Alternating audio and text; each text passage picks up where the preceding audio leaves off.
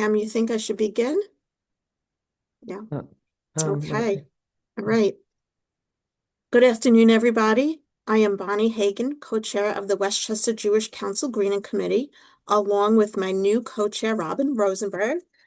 And soon to join us will be our new committee member, Larry Thaler. He's going to be a few minutes late. We are here today with Westchester Jewish Council's Chief Operating Officer, Pam Goldstein. And I want to give Pam a big thank you for organizing these meetings and being the glue that holds everything together year after year, meeting after meeting.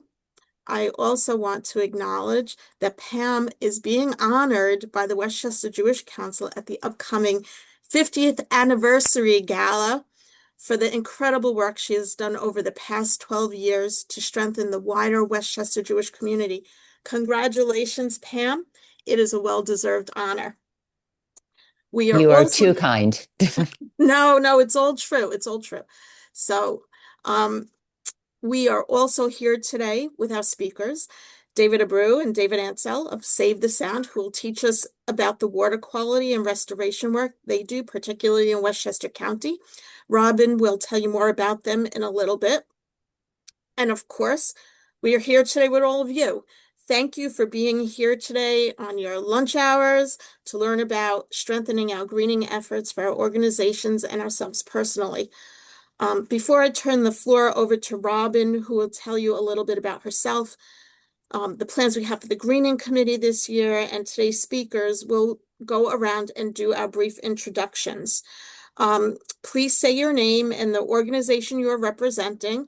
You could save our guests, our speakers for the end because they'll launch into a more detailed uh, talk about what they do. So please say your organization you're representing. Please let us know of an environmental project you're proud of. It could be something you are working on currently or have worked on, or you're just thinking of working on. Please keep it brief. Once you finish, please pick the person next to you on your screen, announce their name, and then they will be the next person to introduce themselves. We'll do this until everyone is introduced, and then Robin will take over from there. So I'll begin. My name is Bonnie Hagan. I represent the WJC Greening Committee, and I also represent Congregation Kol Ami in White Plains, where I am chair of the Green Team, and Daryl, who's here, is also a member. I'm proud of all the energy efficiency we have done over the years at Kol Ami to save energy. We've reduced electric consumption by about 20%, and we've obtained grants and rebates in the six-figure range to help pay for the upgrades to our HVAC and lighting systems. I call on Judy. Don't forget to Okay. unmute. Yeah, that's what I was. I'm Judy Zinger from Beit Am Shalom. I am co-chair of our green team, which we call the Green Chevra. And Rona Banai has joined me, I'm happy to say. I'll share with you that we now, for kiddishes, thanks to our wonderful hardworking staff, we use actual plates and silverware for the kiddush, and they wash them in their dishwashers, and we save a lot of plastic, and we also compost the leftover food leftovers, food scraps. It's a community event contribution to take that to the DPW, and we bring any leftover food to the Open Arms shelter. And we have a lot of things in progress. Thank you, Judy. Please pick Oh, someone. David Abreu, Save the No, let's Sound. save our speakers for the end. Oh, I'm sorry. Both Davids are the speakers. David Ansel? Speaker. Mhm. Oh, I'm sorry. Martin. Thank you. Hello, everybody. Marty Rogowski. I'm from the JCCH. I'm a board member of WJC. Um, Quick note on our synagogue, about 6 years ago, we put solar panels on our roof. So that was done a while ago. We're getting a few lease payments every quarter. But most important, most interesting for me, I was a 13-year Sound Shore County legislator and spent a lot of time on our sewage treatment plant. So very specific impact on Long Island Sound. So I'm interested in getting an update on water quality and nitrogen and how our sewer treatment plants are doing. I retired several years ago, so I'm not involved anymore with that. Thank you, Marty. Please pick someone on your screen. Uh, Mark? Hi, thank you, Marty. Mark Carell. I'm with Westchester Jewish Center. I'm a Mamaroneck, so we also have an interest in what's going on with the sound. I used to be on the village environmental committee as well. We have solar panels at Westchester Jewish Center. It started about a year ago, around Hanukkah time last year. In fact, we said, unlike the 8 days that the oil lasted, these solar panels are going to last for 25, 30 years or more. Okay, I will move on to my friend Daryl Moss. Thanks, Mark. Hi, everybody. I'm Daryl Moss. I'm also, as Bonnie said, from Congregation Colony in White Plains. So I'm involved with Bonnie's initiatives there, and I'm proud of what we've done. And I'm a big proponent of also our food supply and eating as organic and healthy a diet as possible. Thank you, Daryl. Please call on the next person. Okay, Robin? Okay. I mean, we'll be talking in a few minutes, but I'll give a quick introduction anyway, because I do represent our synagogue, which is the Greenberg Hebrew Center. We're on the other, we're the other body of water. We're by the Hudson River. So, but of course, water is important to us too. It's important to everybody. I'm on the green team of our synagogue. I'm also on the board of the Westchester Jewish Council. I joined when I joined the council and picked greening as the committee of interest. I just did it. It's just purely out of interest, not out of any background in training, background education training, just purely a bit passion and interest of mine. We do have an active green team. We've gotten grants from Adama and various other organizations. We're in the process of finishing up on an LED light project. We did the interior of the synagogue. Now we'll be doing the exterior. We have solar panels. We do cleanups. We're trying to move more towards in our kiddush lunches, trying to move more away from the paper and plastic into regular dishes. But we have to get a new dishwasher. That's in progress. So it's a work in progress with us, and we keep moving in the right direction. So Thank you, Robin. two of my synagogue members were supposed to come, but they both end up having to work. So okay, who has not introduced themselves? I guess Bob Schloss. Okay, he's waving. Go ahead, Bob. Hi, I am a member of Congregation Sons of Israel in Briarcliff Manor. Two of the great things that are going on is that the back of our property has been turned into an organic farm, and about 40 families help grow food and raise chickens there, and it's integrated with our Hebrew school and our nursery school and all kinds of stuff. We're also in the process of getting our second generation of solar panels put on the building. So I will have to drop before this call is over, but Pam is recording it. So I'm really excited to hear about this. Thank you, Bob. And should I Yes, turn it to a speaker or should I turn it to Pam? Do you want to introduce yourself? I will, but let's go to Rona first, if that's okay. Rona, please. Sure. Hi, everybody. I'm Rona. I just joined Bet Shalom and quickly got scooped up by the Green Chevra with Judy. So we're really excited to get things started off. We actually have our first committee meeting tomorrow. We have a big agenda of lots of ideas. We're excited to test out and see where the interest lies in the community. I come from I've worked for 5 years for Dandelion Energy. I'm very familiar with heat pumps. If anybody ever has questions about greening your home, I'm happy to talk to you about that. thank you. And since Larry just joined, you're the last person to introduce themselves before Pam. Larry is our new committee member. Would you mind just telling us what organization you're representing and an environmental project that you're proud of, that you've worked on, that you're working on, or that you're thinking of working on? But unmute. I'm Larry Thaler. I'm with the Westchester Jewish Center and also on the board of the Westchester Jewish Council.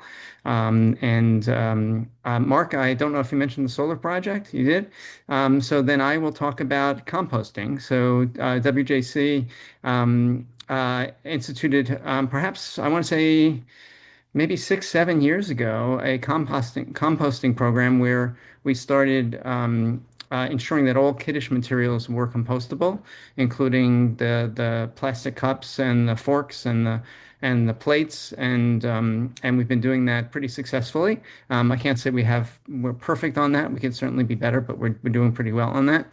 And the last thing that's on my list is I'm hoping to install some EV chargers at some point, and I think that EV chargers could be something that synagogues could use to monetize part of their parking lots. Assuming we get the economics right and the technology right, maybe we can find a vendor who will come in, help put things in, and then and provide a little revenue back to the synagogues. So that's a model that I'm working on that hopefully will be a win-win-win kind of thing. Great. And Pam, I think it's your turn now. Thank you, Um, Larry. I will be very brief. I'm Pam Goldstein. I just really want to thank you all for your time and the work that you do in our community. We are so grateful.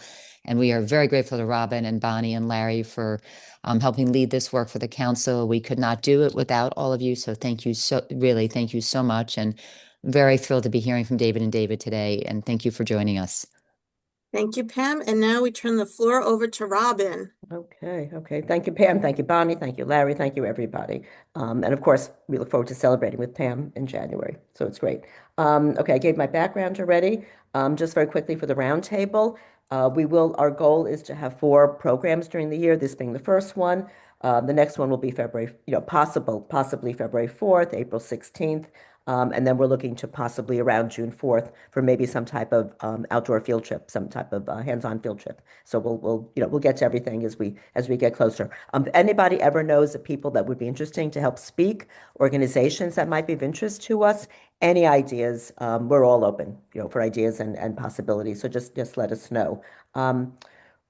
Just one thing we're going to be sending out also. We started this like probably a couple years ago. Pam probably started this. It's a type of checklist. It's really a resource document where people can put down the name of their organization, the contact information, what type of programs you have done environmentally, what you're interested in working on, sort of where you're at. And it's a resource document that people can use if they want to, do solar panels, whatever, like contact whomever, or, have questions and information to share. So it's a great tool. And that will be on the council's website. And that's something, again, that we'll send out and we'll share. Okay, so let me start introducing our speakers because I know they're ready to roll. So just as I mentioned much earlier before we started, I'm on the west side of the county. Our county legislator is David Amamura. He is very environmentally oriented. He's great. So I asked him for some ideas of speakers and organizations. He only gave me one, and it was Save the Sound. So we're very, very glad that this worked out.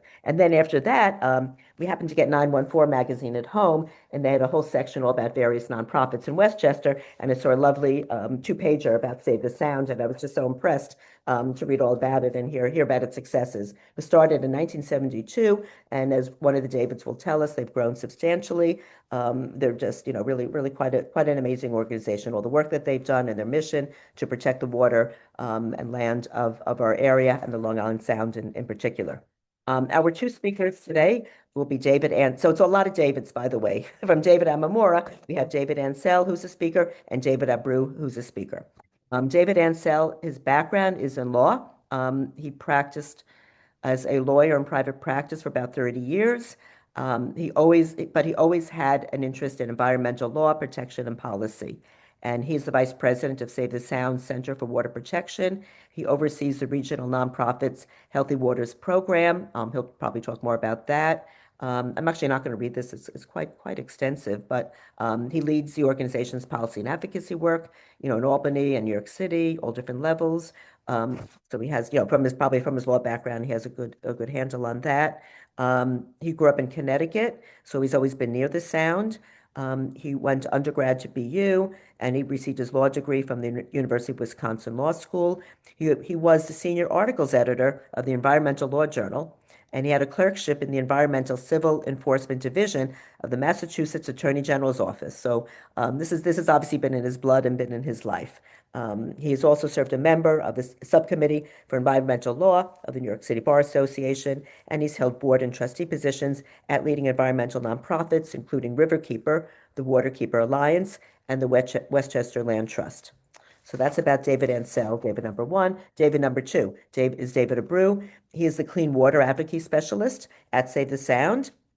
His work centers around communities with long-standing water pollution problems. He focuses on designated environmental justice communities. He does a lot of work on the Long Island Sound, Report Card, Beach Report. He works with their water quality team. Looks like he uses data to help tackle environmental problems, pollution problems. He first joined Save the Sound in 2023. He was a seasonal environmental technician after he had worked as a seasonal trail maintainer with the Van Cortlandt Park Alliance, and that's in the Bronx.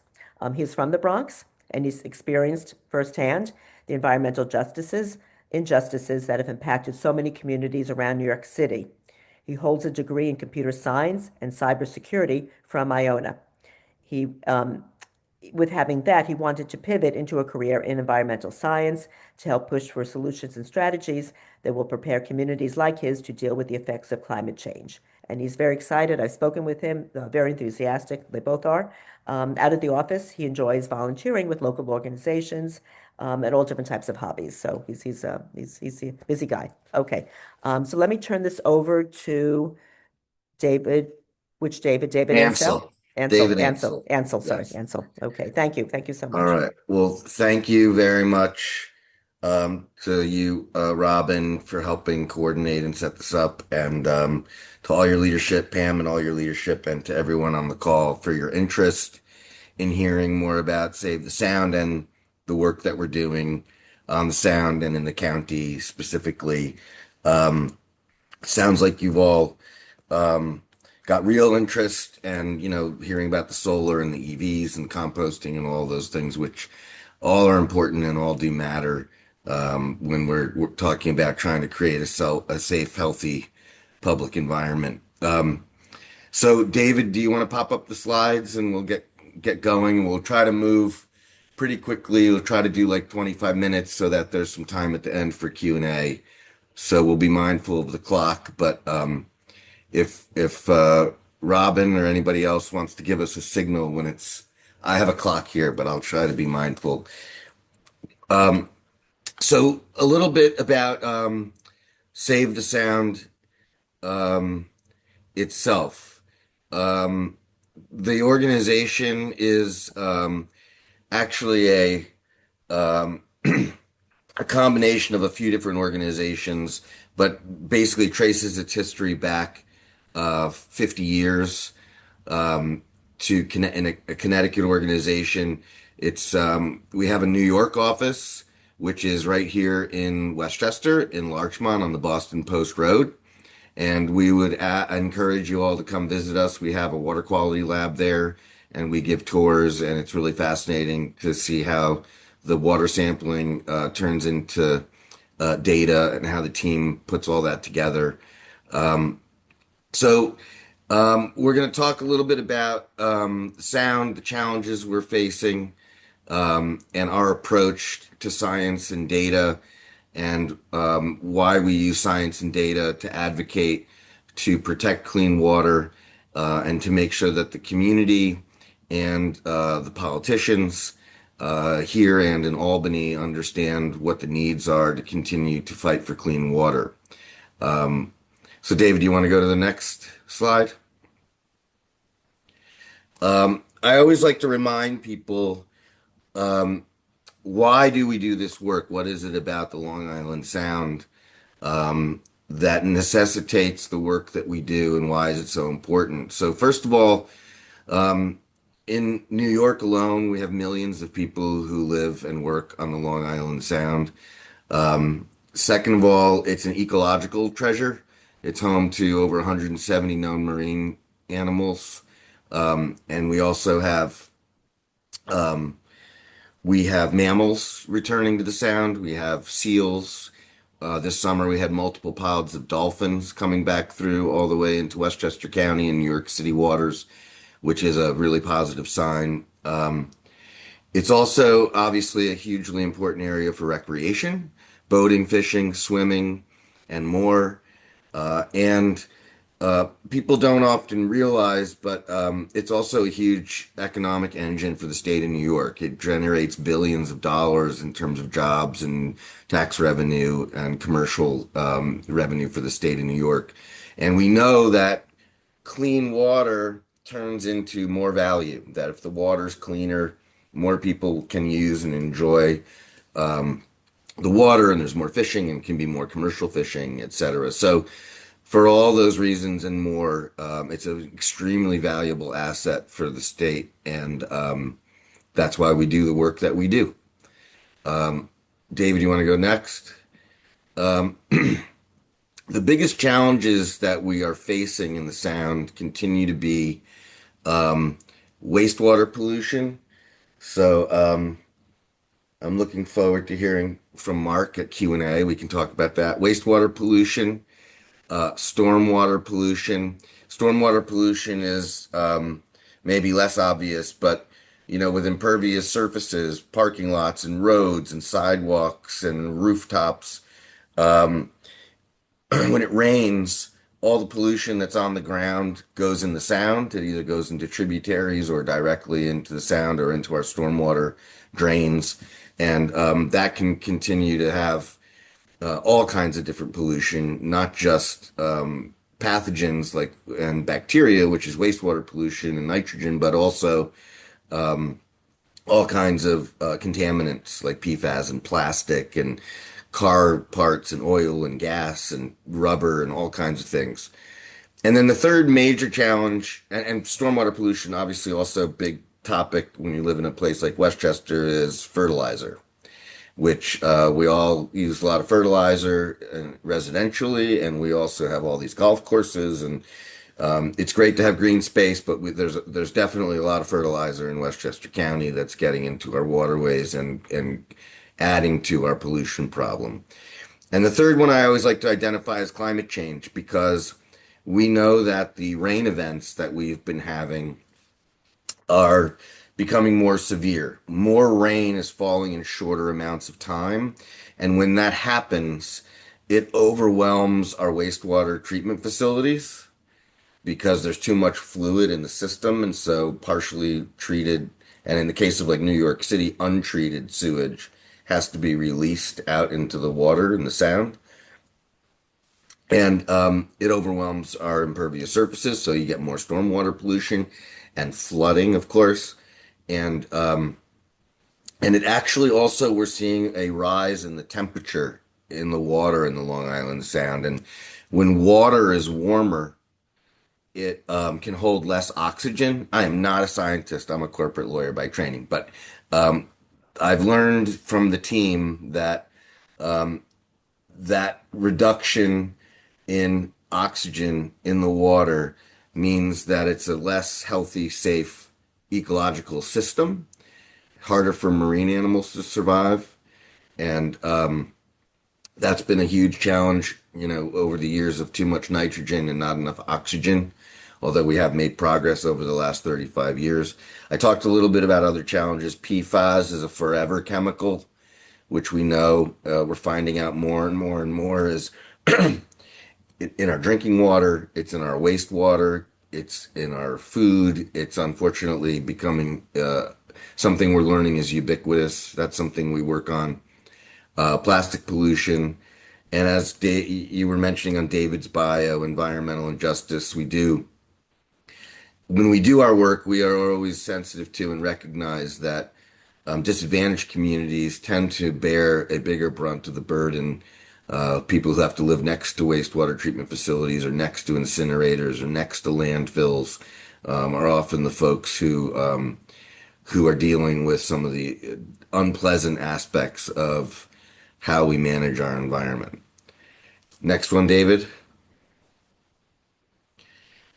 This is a map that shows all these little dots and circles in Westchester County. This is on our website. It's called our impact map. So if you are so interested, you can go on to Save the Sound's website and find the impact map. And all the different circles and colors represent different kinds of work that we're doing, obviously all around the sound, but this is just a snapshot of Westchester County where we're doing legal work. We have a full legal team. We do ecological restoration work where we're working on restoring rivers and watersheds to rivers, the Hutchinson River, the Bronx River, the Blind Brook in Rye.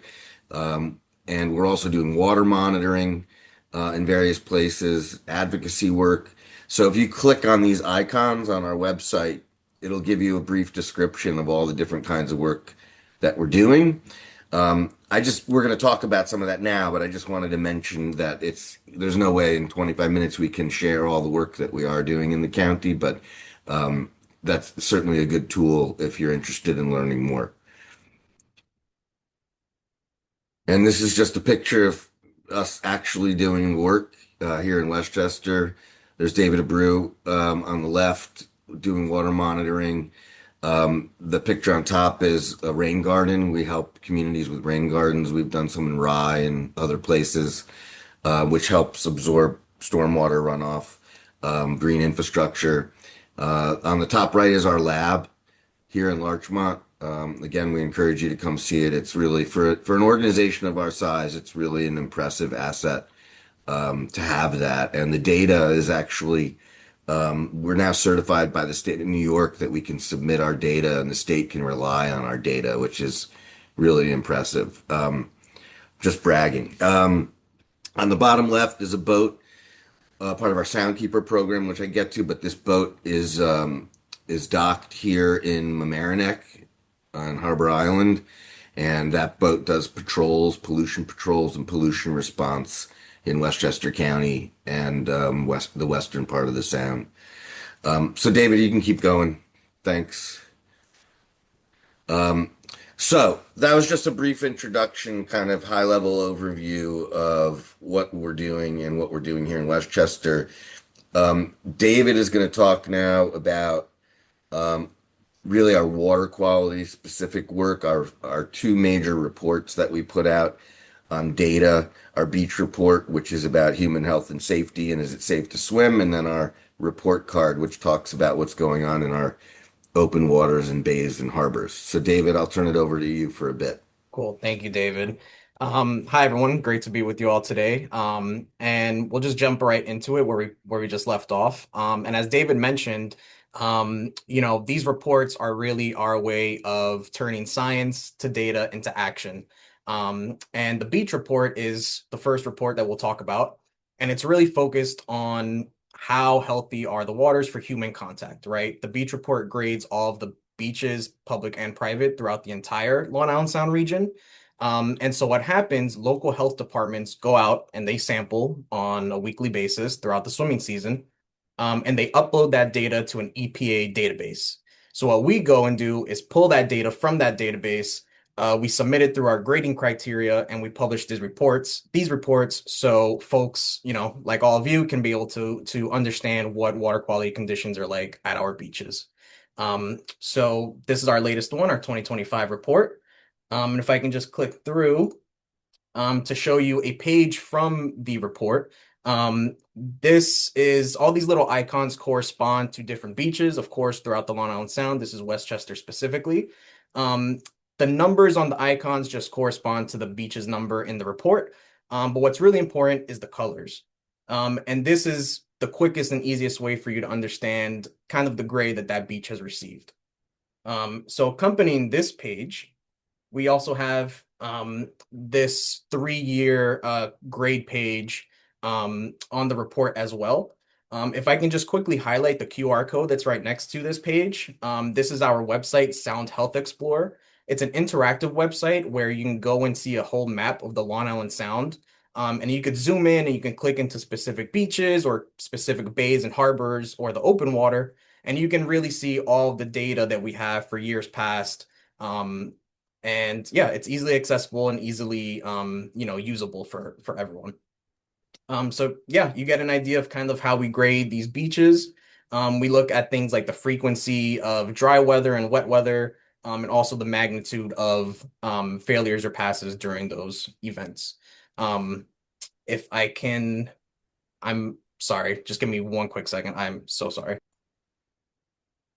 No problem, but I was just going to say, it's a little maybe a little hard to see on your screen, but this is all online, and we also have hard copies of these. But you can see there's a lot of beaches in Westchester and New York City that we grade, and you can see some of the grades aren't great.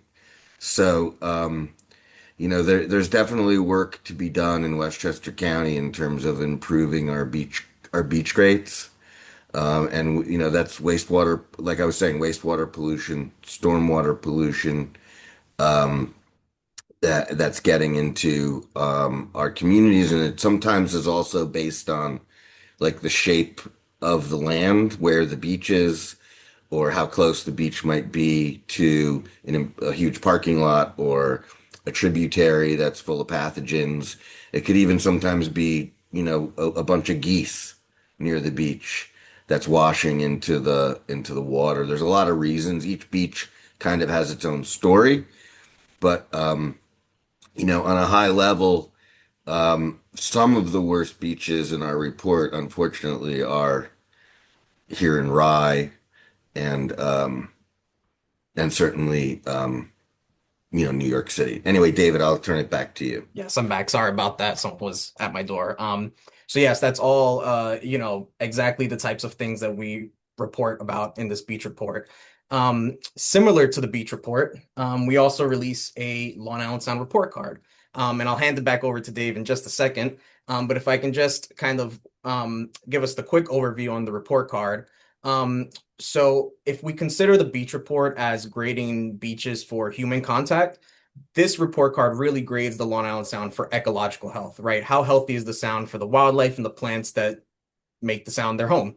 And so historically, we've had pretty robust data for the open waters of the Long Island Sound, and I'll show you a map in a second to get an idea of what that means. But what was missing were the bays and harbors that dot the outline of the Long Island Sound. And so the EPA and Save the Sound have developed the Unified Water Study Program, which is a protocol that seeks to fill in those gaps. And we look for data like dissolved oxygen, temperature, salinity, turbidity to, again, fill in those gaps and understand how healthy are the waters in our bays and harbors. Because what we see a lot of times happening, and I'll click to this map so we can all kind of get an idea, and I'll hand it back over to Dave in a moment. What we see happening is that while the open waters of the sound perform relatively well, you can see right the bright green, those bays and harbors that dot the outside are still going through some challenges. And you can see that reflected in the colors. So I'll pass it back over to Dave because he does like to describe this map and get into it. So I Dave, know please it's get hard into to get excited about pollution, but I like this slide because I think this slide, thank you, David. it. This slide really gives you like a high level overview of what this estuary kind of is, right? It's 110 miles long. There are places where it's deeper, but it averages around 60 feet deep. It's obviously by state and a lot of different communities here. But on a high level, what we try to do is these grades are based in real science as decided by the EPA and Save the Sound's methodology. But for people like me who are not scientists, it's easy to understand that green is good and red is bad. So if you start all the way in the east, out near the border of Rhode Island and the eastern tip of the North Fork of Long Island, the open waters are getting an A. Then again, in the Central Basin, the Western Basin, where we live here in Westchester is really the Eastern Narrows, which got a B this time. Last time it got a C, which showed a little bit of improvement on those indicators. And then the Western Narrows is the Bronx and Queens. I always like to remind people that the Long Island Sound goes all the way to Hell Gate, which is right near the Triborough Bridge. So it's definitely the Long Island Sound is a New York City body of water as well. So why are the open waters working that way? Well, the further east you are, the more flush you're getting from the Atlantic Ocean, which helps keep the water clean and more oxygen. And the further west you go, you start to develop real serious population density issues, right? As you move into Nassau County, Westchester County, New York City, you're talking about millions of people. Those are all toilets flushing. That's more impervious surfaces, right? More sidewalks, more parking lots, more Costco's, etc. So those all have a negative impact on water quality. And then, as David indicated, those dots that we have around the map are part of our unified water study, where we work with partners to test bays and harbors. And so the good news is, right, that in our last report, 98% of the open waters are getting A's and B's now, which is really amazing. The New York City problem is a huge problem because they have combined sewer overflows and the stormwater is all getting into the wastewater system, and they just keep having to release billions of gallons of sewage. So that's a big, huge challenge kind of on its own. But, 35 years ago, the Western Basin and the Eastern Narrows were also red, huge dead zones. So we know that our business model works. We know that working with the government and reducing nitrogen pollution is the answer, but it's a very slow process. And we have to keep advocating for it and keep getting resources for it. And the dots around the sound as part of our study show us of the almost 50 harbors and bays that we tested, um, uh, over half of them got C's, D's, and F's. So we're still struggling with, water pollution in our bays and harbors. So David, take it away. You can go to the next slide, but I always like to talk about that one. Definitely. Thank you. And excuse me, to that point, just quickly looking at these dots around the open waters, you may be wondering why, open water basin can have a bright green grade, but you could have a bay or a harbor within that basin that receives a lesser grade. And that's really because those sources of pollution are hyperlocal. Everything we've been talking about between stormwater, wastewater, and of course, climate change. So, that's why it's even more imperative, right, on the local level to really advocate for water quality protection so we can make sure the harbors and bays match their open waters, and they receive good grades as well. So if I can just show us the open waters here on the Eastern Narrows, this is again from our page, Sound Health Explorer. We can see the current grade, 2023. Oh, excuse me. I should mention that the grades that are reflected in the report is for the prior year. And that's because data collection is still ongoing for the current year. So we published the results from the year that we've just accomplished. And we'll have our next report coming out in the next year. So here we see the Eastern Narrows again in 2023 received the B, but you can see how variable the Eastern Narrows have been going back to 2008, down there on that lower graph. So you can see again that variability. Some years you may have more rain than others, you may have less rain than others, and of course the dry and wet weather can really either exacerbate stormwater, wastewater pollution, and cause a grade to decline. So I'll leave us there for now, just because we have some other topics to get into. But in that similar vein of monitoring water quality and collecting samples and things of that nature, we have a citizen science bacteria monitoring program that runs from June through Labor Day. And this is a really great program for folks to get involved with. We take volunteers from high schoolers to adults. And it really gives us an idea of how pollution is in our streams, our rivers, our beaches. We go out once a week to collect samples. Let me show you all these stats here. We go out once a week to collect samples throughout Westchester and even New York City and into Greenwich, Connecticut. We sample in 67 sites, 46 of those just here in Westchester County. Again, 12 weeks of regular monitoring, and we collected over 745 samples, which is the second most in the 12 years that we've been running this program, and the fourth year in a row that we've collected more than 700 samples. So, this is work that happens during the summer. We're out there in the heat and all types of conditions collecting these samples, and then we bring them back to our lab here in Larchmont, where our lab staff processes them and analyzes them. And just some high level stats from 2024. So you can kind of see a bit of what we do between all the years. Again, more than 700 samples collected. But what I really want to point to is the dry and wet weather failure rates, right? Because that really paints the picture of when it rains, and there's heavy rainfall, that pollution is exacerbated, right? So it's important to remember that. But of course, dry weather failures still happen, and that can be because of leaky sanitary sewers that may be leaking during dry weather. So it's important to really pinpoint those sources of pollution, and this program helps us do that. Um, I'm just going to move on and kind of pivot from our water quality work to just briefly touch on our ecological restoration work in the county. Um, we have a really robust team of engineers and other experts that really work to install green infrastructure or analyze development plans and really come up with ways to restore the sound in a resilient way. Um, I'll just walk us through two of our active projects, and I'm moving a little bit quick so we can get to some other stuff and some Q&A here at the end. Um, but I can highlight our Westchester Stream Barrier Inventory project, which was a project to assess road stream crossings, and these are things like culverts and bridges that can restrict a restrict a stream um, that can block fish from making their way up and migrating. So we had a team of two technicians over the last summer that went out and assessed over 350 crossings.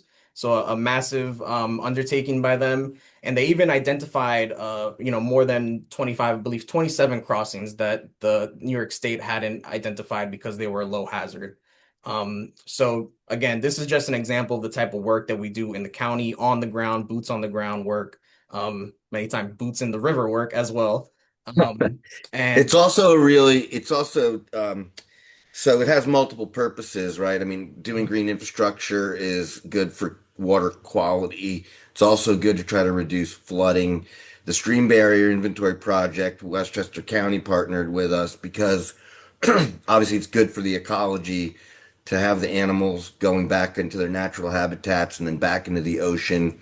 And then that's part of the ecology and the food web, and that's good for the dolphins and the larger fish and the striped bass. But we have major flooding problems in Westchester, as we do all around the Sound. And so identifying these stream barriers and realizing that we have culverts and stream barriers under our roads and connected to our transportation system all around the county, and many of them are no longer adequate. They're outdated, they're too small. So that's something we're working with the county to make sure they understand how to improve those in the municipalities and in the county. Sorry, David, go ahead. No, no, that was great, Dave. Thank you. And piggybacking on that, we identify these crossings, but then what happens next, right? And our ecological restoration team is undertaking many interesting projects, but this one in particular is a dam reconnaissance study that would seek to assess whether or not a low-level dam that doesn't pose a flood hazard can be removed to reopen a passageway for fish migration. So this is an ongoing project that we have happening right now. I conduct the water quality monitoring of this project, so I'm right there in the Blind Brook in the water nearly every month. But it's great, and it really allows us to use the data that we collect from assessments and research, but then put it into action, right? And that's really been kind of the thread between the water quality and the ecological restoration teams. So I think that's really where I'll kind of leave off my component. I'll hand it back over to Dave to kind of close this Thanks. out here. All right, I'm going to try to do this very quickly. So just you should know that our water program consists of two components: the water monitoring and all the science and data and the reports, which is really about understanding what's going on in the water. And the second part of the water program is our Soundkeeper program. This is, you may have heard of the Hudson River Keeper. So we are the Long Island Sound Keeper. We also patrol the water. We have multiple boats on the water. We get phone calls all the time about people who smell something, see something, have heard about something. And we literally, this is Allison Regilla. She's a PhD in ecology from Stony Brook. We just hired her this year. This is right here in Mamaroneck and Harbor Island. And she is out investigating and troubleshooting. And when we find problems, then talking to the municipality or reporting things to the Department of Environmental Conservation or whoever needs to know and trying to resolve pollution problems. And it could range from a broken sewage pipe to all kinds of other things. This program also is involved in helping to restore marine habitat by we're involved in a big project in the Sound and trying to restore eelgrass, which is a vital habitat for all kinds of different animals to breed. And it's also good for resiliency. And Allison also works with me to give me scientific support and technical support when I'm doing policy work in Albany. Next one, David. So here's just a couple of quick things. I mean, this happens all the time. We got a phone call about sewage in Mount Vernon. We got a phone call about somebody who dumped paint in the Blind Brook in Rye. Anyway, we get these calls. All this is Harrison, Beaver Swamp Brook. We have landscapers illegally dumping trimmings and all kinds of stuff into our tributaries. So we get these phone calls all the time, and then Allison kind of has to go out like a detective and try to figure out what's going on, and then solve. We have to find out who's doing it and why, and get a resolution of the problem. So I'll leave you with this. I'll try to do it in 1 minute, but I try to spend 50% or more of my time really working on policy. A lot of what we do is trying to make sure that we're getting resources. We have a team in Hartford, but I'm the point person for Albany, and I'm a registered lobbyist in the state of New York. And my job is to go back and forth to Albany during session. I'm there from January to June. I probably sleep up there 30 plus nights. I stay in a hotel by the Capitol Mondays and Tuesdays often when we're in session. And I work really closely with a whole bunch of legislators, many of whom you know. I have really good relationships. I work with Shelley Mayer and Steve Otis, Chris Burdick. Senator Harcum is a very important environmentalist in Albany. He's the chair of the Senate ENCON committee. He's here in northern Westchester. And Steve Otis is actually somebody who really helped create a lot of the funding programs for water infrastructure in the state of New York. So I work very closely with Steve. So we work on the budget. These are numbers we requested for last year. We actually ended up with $500 million under the Clean Water Infrastructure Act and $425 million under the Environmental Protection Fund.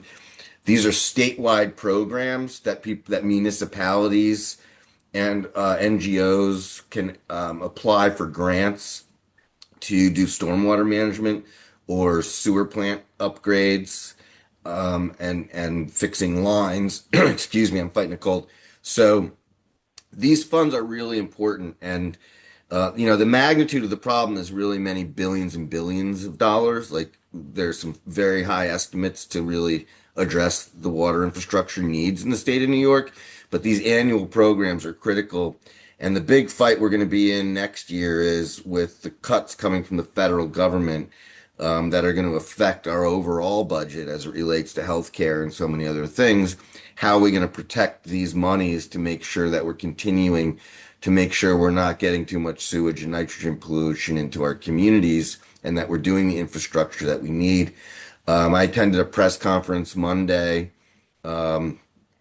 in near Croton with Senator Harcum, Senator Otis, Dana Levenberg, she's an assembly member, and some other environmental organizations. News 12 covered it to urge the governor to try to make sure we pass these monies. Can you go to the next slide, David? And then we also work on lots of different legislation. I don't have time to get into all the details. Happy to talk later, but our legislation is all basically guided by the pollution challenges I described in the beginning. So I go up and I meet with legislators. We work through coalitions. I testify at hearings. I actually spent 2 hours yesterday having lunch with an assembly member in Queens, who's the chair of a committee I'm working on a stormwater bill with. So it's every day. Monday was a press conference. Yesterday was lunch in Queens, and we help draft legislation and negotiate legislation. And we have some bills sitting on the governor's desk. One to try to protect horseshoe crabs, which I hope you will all send a letter. We'll send out an action alert because they're going extinct in the Long Island Sound, and we protect them in Connecticut, but we need to do it in New York. Um, anyway, I want to leave you a few minutes to ask questions. So I'll just say you can go back to the how you can help slide. The how you can help slide is actually important. We'd love to share our information with you. We'd love to be able to send you action alerts, to send letters to your elected officials and make sure they know what's going on. Report anything you see. We're always advocating for healthy yards, less fertilizer, and all those type of things. The biggest thing for me is I love when people are activated to get involved and put pressure on our elected officials because they need to know that their voters understand what's going on and care. And that's how we make the biggest changes is by getting the funding in Albany to make sure that we're getting, that the towns in Westchester have the money to do the upgrades and the projects they need to keep our water systems operating and removing as much pollution as we can. So with that, I will turn it over to the floor. I know it took a little longer than you may have wanted, but we did our best. David and So David, thank you very much. We really appreciate you being here with us. And I found what you're talking about fascinating and interesting. And I thank you so much for what you do because what you're doing is helping all of us. I was really amused when you said when you're talking about the soundkeeper, and you're saying it's the first time I've ever heard the term. If you smell something, say something. yeah, I thought that was really yeah, kind of funny. it's different. It's different than Metro North, where they say Yeah, if you yeah, see yeah, just a something, yeah. little different. If you smell something, say something. So there weren't any questions posted in Yeah, the chat. If I have people a have couple of questions, please questions. put them in. Yeah. I'll just start off with one. You had some things we can do as citizens. This is a group of organization leaders. What can we do through our organizations? How can we help? In ensuring that our watershed stays clean or to support the efforts you're having as leaders of organizations? Yeah, I think that's a great question. It's so much of it's about communication and getting information to people. So, um, we create a mountain of data and we put out these reports. And the first huge step is always trying to make sure people actually understand what's going on in their community. And I always find, I live in Harrison, I go to a dinner party or a Super Bowl party. Oh, how's your new job at Save the Sand? People have no idea how much water quality challenges are just right in our own community right here. And so the sharing of the information that we put out would just be an absolutely huge step forward. I mean, that's why we're talking to you today is to try to communicate to more people in the community that we have, look at our beach grades, look at our pathogen testing in our tributaries and our bays and harbors. Look at the grades in our bays and harbors, and you can see that things are better than they were 30 years ago, but there's clearly work to be done. And that really requires making sure that at the state level, the county level, and the municipal level, that vertically all those forms of government are doing the things they need to be doing in terms of literally infrastructure and getting the funds to do that infrastructure and stormwater planning and green infrastructure and making sure that they're accessing the funds that are available in the state. Steve Otis does a great, I'm sorry for the long answer. Steve Otis hosts an event every spring in Rye at the J Heritage Center. Uh, and he invites municipal leaders from all over the county to come to make sure they understand how to apply for the money from Albany to make sure that our communities here on the Sound Shore are taking the best care of their infrastructure so that we can try to mitigate the pollution problem. Okay, I think there were some other questions. Robin, did you have a question? Sure, I can ask a question. So many of us are part of organizations, with families and teenagers and all different ages of people. There's always first of all, there's always high school teenagers looking for volunteer work and opportunities to enhance their resumes, or maybe they want to go into environmental work. And there's always families who like to do hands-on volunteering. Is there someone at your organization who handles different volunteer opportunities or put Yeah, on your website? well, Yeah. David Abreu is the perfect person to talk to about that, and we Okay. do. You can learn how to. We did a program with Joe Liberti at Mamaroneck High School. I don't know if anyone's from Mamaroneck, but he's a wonderful teacher, and he gets his kids really involved in water monitoring. But yeah, you can do pathogen testing. High school kids and kids of all ages can be trained to help us get more samples and do water testing in the county.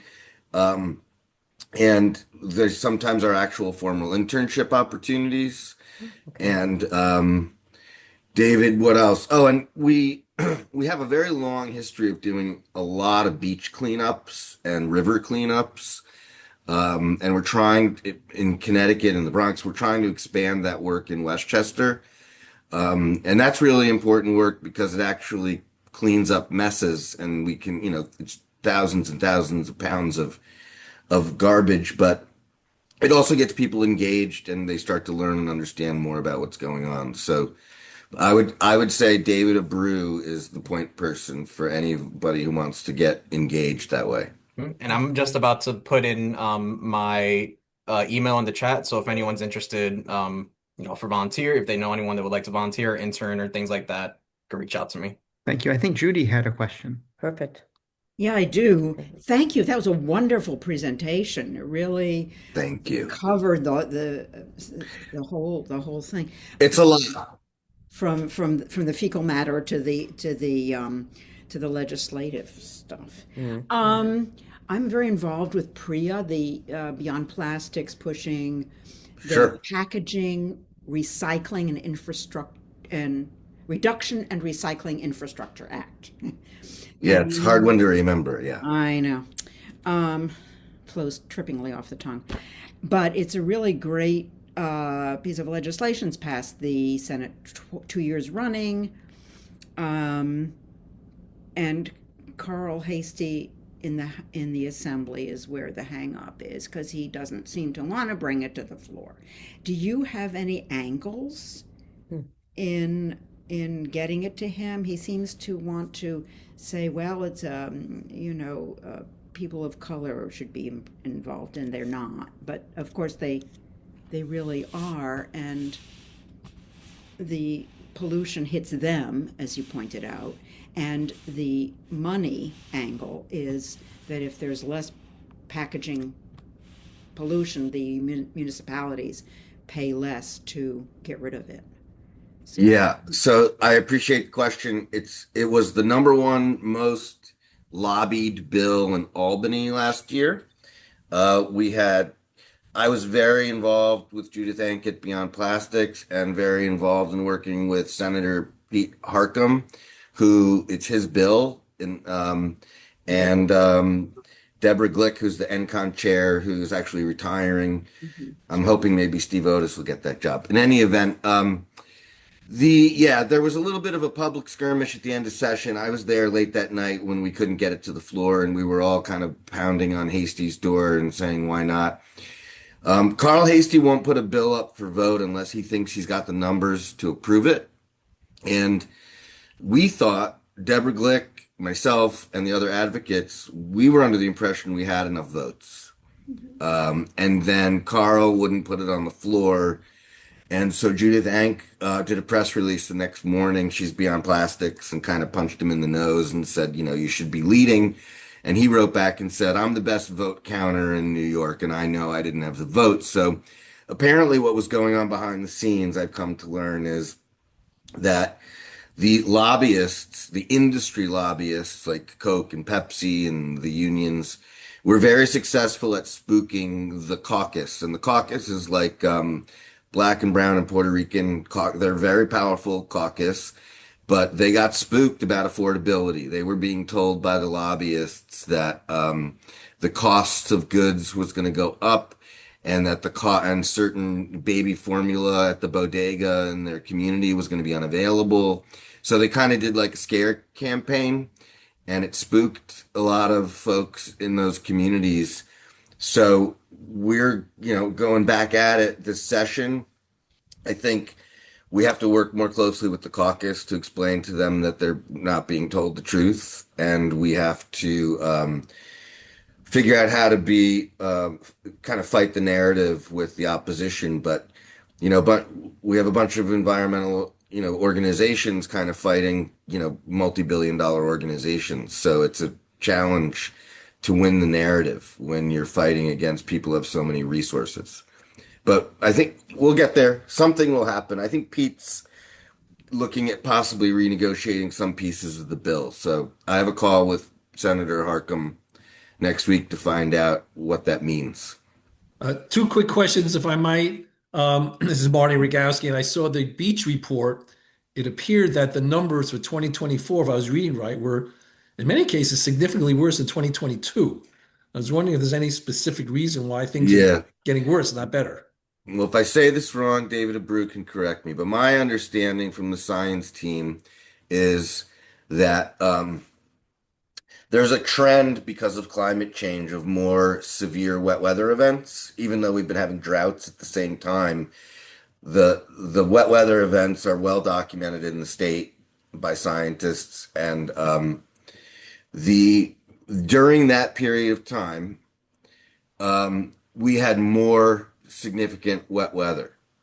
And when there's wet weather, beaches suffer because more bacteria is released into the water, which means their grades go down, and it also means there's more beach closures.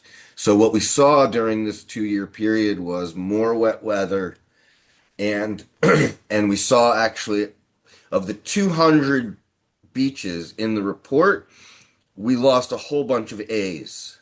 So the grades overall went down during that period of time in the Sound. So it's a great question, because that's sort of when you analyze that report, that's the big change from the previous years. Okay, thank you. And one other question. You talked a lot about the work in Albany, and obviously that's very important. I know there's a new EPA in Washington, but over the years, since Long Island Sound is interstate, there was always a lot of work by EPA, a lot of stuff at the federal level. You didn't mention that at all. Are you giving up on the federal government, or is there something that Congressman Latimer can do regarding the Sound specifically? No, we're definitely not giving up. Obviously, we have major challenges there. I'm personally the point person for the state of New York. We have another person on our staff. Her name is Denise Stranko, who's a very experienced federal lobbyist. She used to work for the Chesapeake Bay Foundation, which is a very impressive, much larger than us, non-for-profit that protects Chesapeake Bay. She has a lot of relationships in Washington. She's our point person, and she has been working she's actually had meetings with Lee Zeldin. She's been working with Chuck Schumer's office, Gillibrand's office, the senators from Connecticut's office, and to try to maintain funding. It's called the Long Island Sound. It used to be called the Long Island Sound Study. It's now called the Long Island Sound Partnership. Many of you may know Nancy Seligson from Westchester County. She's a former supervisor from Mamaroneck. Anyway, she's part of that organization. We're on a lot of those committees. It's a joint, excuse me, it's a joint venture between Connecticut, the governor of Connecticut, the governor of New York, and the EPA. And it was formed in the 1990s. And that joint venture, the Long Island Sound Partnership, that's where they agreed to lower the amount of nitrogen that can be released in the Sound, which has had such a positive impact over the last 30 years. And so the question that you're asking is, that program typically gets 40 something million dollars a year to continue to do projects around the Sound. And so Denise and the Long Island Sound Partnership and others are working very hard to make sure the next budget continues to have that funding for the Long Island Sound because that's federal dollars that come through into the EPA and then into the Sound. So great question, and we can provide more information if you're interested. Yeah, I may follow up with them, but thank you so much. Yeah, of course. Thank you. One more question. You mentioned one of the things we could do is use less fertilizers. Are there any fertilizers that are that can be used, or things fertilizer substitutes that can be used that would be more environmentally appropriate? Yeah, we can follow up with you on some data points. This is so Long Island has sort of people who live on Long Island and advocates on Long Island have really been the leaders on this issue in the state, but which is a long story because they have a sole source aquifer, so they're very, very panicked about their drinking water. And if there's too much nitrogen in their drinking water, they have a big problem. Um, so they have for years worked on creating alternate products. Like they got Scott's to do a special um, fertilizer that you can buy at the hardware store that's got less nitrogen and is slower release. And we can get you some data. I'm actually working, it's a really cool story, but I'm working with some high school seniors at Rye Country Day School who are trying to get Rye and the county to toughen up their fertilizer laws to institute slow release and lower nitrogen products for the county. They're trying in Rye, and then I think we're going to probably try in the county also, and maybe eventually in Albany. It's a tough fight, but and there's also some organic fertilizers, but I think they're more expensive. But we have information on this, and if you email David and I, we can get you more data about that. Okay.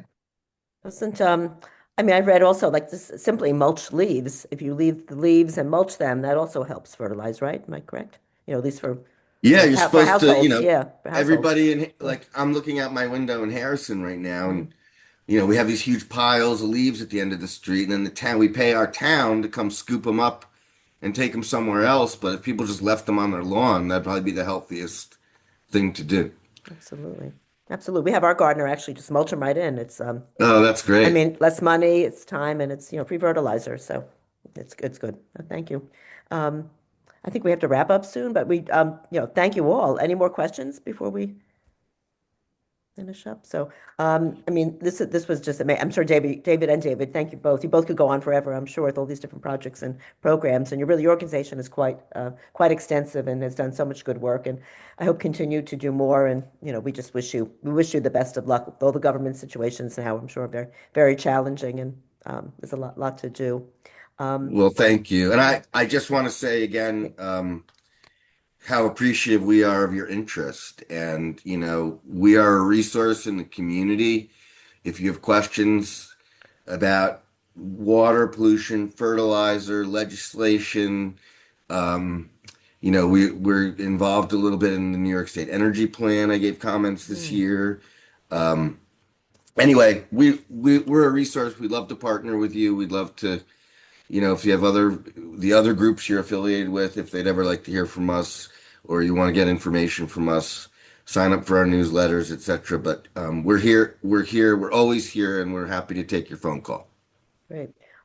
When we will be sending it, we send this out to, to our community, Thank and you. share the Zoom, and to, I guess to include, be great to sign, for information, first volunteering, people always ask about volunteering, we'll communicate that, but also to sign up for your newsletter, is that, that's on the website there, or how do we do that? I can forward you the link after, Robin. Okay. That's Yes, anything else you want us to publicize, just let me know. And Thank also, you. for those of us who have green teams at our, at our institutions, be great to forward that information too. So, go broadly and then down to. So that's great. Okay, good. Okay, so for everybody on the roundtable, again, we'll be sending out the checklist if you can fill that out. And you may need to consult with people at your institutions, but fill it out, send it back, it'd be great. And thank everybody. Thank you all for coming. We'll be back in touch about our next event, which will probably be in February. So Again, if there's anyone has anyone else to invite, for different speakers or to invite to be on the roundtable, please share that also. Okay, good. Pam and Bonnie, anything else do you want to add, or we good? Just a big thank you to everybody. Yeah. And David, thank you. This was so informative. I really, really appreciate your time in coming to speak to us today. Our pleasure. Thank you all. Have a great you, everyone. Thanksgiving. Thank you. Feel better, Take David, care, Ansel. everyone. Thank you. Okay, Bye-bye. okay. Thank you.